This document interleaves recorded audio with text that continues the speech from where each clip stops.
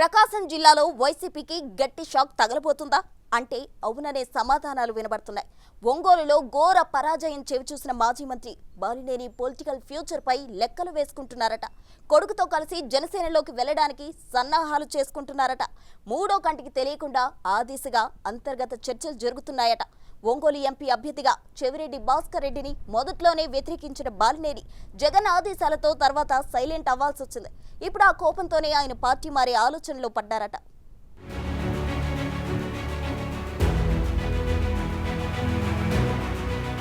బాలినేని శ్రీనివాసరెడ్డి ఉమ్మడి ప్రకాశం జిల్లాలో బలమైన నేత. ఒంగోలు నుంచి 5 సార్లు ఎమ్మెల్యేగా గెలిచారు. మొన్నటి కూటమిగాల్లో టీడీపీ అభ్యర్థి దామచర్ల జనార్దన్ చేతిలో 30,000 ఓట్ల తేడాతో ఘోర ఓటమిని చవిచూశారు. ఎన్నికల ముందు గ్రౌండ్ వర్క్ ఎంత చేసుకున్నా ఓట్లు పడకపోవడంతో పొలిటికల్ ఫ్యూచర్పై బాలినేని ఆలోచనలో పడ్డారట.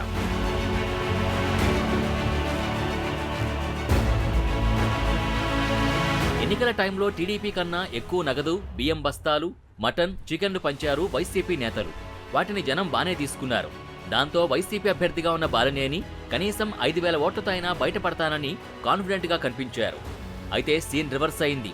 వైసీపీకి పక్కాగా పడతాయన్న ఓట్లే పోల్ కాలేదని అర్థమవడంతో బాలినేని కౌంటింగ్ రోజు 3వ రౌండ్కే కౌంటింగ్ హాల్ నుంచి వెళ్లిపోయారు. ఇంత దారుణంగా ఓడిపోతానని ఊహించలేదని బాలినేని సన్నిహితుల వద్ద వాపోతున్నారట.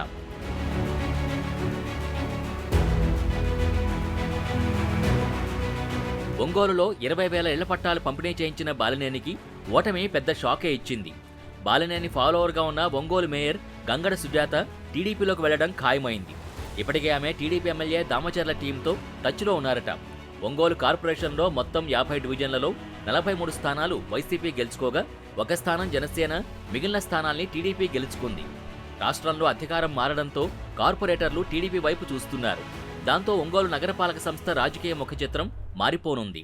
ఇదంతా బాలినేని మాస్టర్ ప్లాన్ అన్న టాక్ నడుస్తోంది.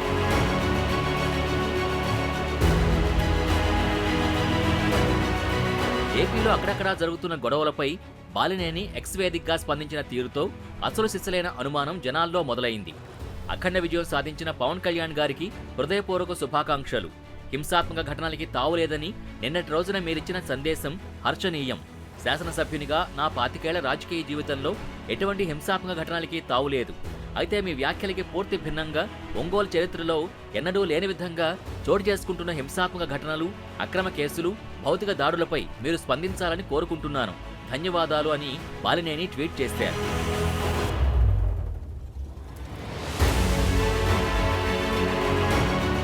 ముఖ్యమంత్రిగా ప్రమాణ స్వీకారం చేయబోతున్న నారా చంద్రబాబు ఉండగా పవన్ పేరే ప్రస్తావించి ఎందుకు ట్వీట్ చేశారన్నది ఇప్పుడు వైసీపీ, జనసేన అభిమానుల్లో చర్చగా మారింది.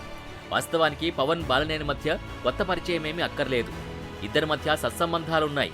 ఇక సినీ ఇండస్ట్రీ పరంగా కూడా బాలినేనికి చాలా మంది నిర్మాతలతో వ్యాపార సంబంధాలు కూడా ఉన్నాయి. ఆ మధ్య పవన్ కళ్యాణ్ సినిమాకు బాలినేని కోట్లలో డబ్బులు కూడా ఇన్వెస్ట్ చేశారు.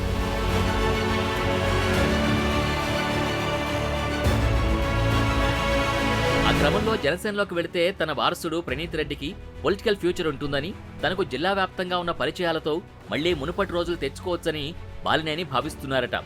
అందుకే వైసీపీని వీడి పవన్ సమక్షంలో జనసేనలో చేరడానికి మంత్రాంగం మొదలుపెట్టారట. ఒంగోలుతో పాటు ఉమ్మడి ప్రకాశం జిల్లాలో బాలినేని తన అనుచరుల్ని కాపాడుకోవాలంటే జనసేనలోకి వెళ్లడం మంచిదని ఫిక్స్ అయ్యారట. జనసేన అధినేత పవన్ కళ్యాణ్ రిప్లై కోసం ఎదురు చూస్తున్నారట. పవన్ సానుకూలంగా స్పందిస్తే జనసేనలోకి వెళ్లడానికి బాలినేని సిద్ధంగా ఉన్నట్టు తెలుస్తోంది.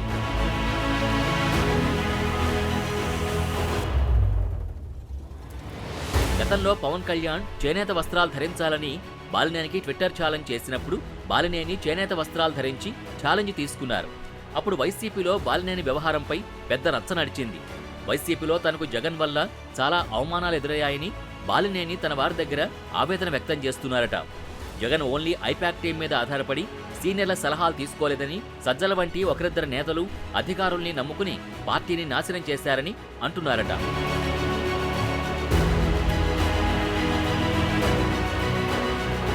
ఇలాంటి పరిస్థితుల్లో జగన్కి దగ్గర బంధువైన బాలినేని పార్టీ మారితే ప్రకాశం జిల్లాలో వైసీపీకి కోలుకోలేని స్ట్రోక్ తగిలినట్టే. బాలినేని వైసీపీని వీడతారన్న వార్తల్ని ఇంతవరకు బాలినేని గాని, ఆయన కుటుంబ సభ్యులు కానీ ఖండించటం లేదు. కనీసం సోషల్ మీడియా వేదికగా కూడా రియాక్ట్ కాకపోవడంతో ఆ ప్రచారానికి మరింత బలం చేకూరుతోంది. మరి బాలినేనికి ముహూర్త బలం ఎప్పటికి కుదురుతుందో చూడాలి.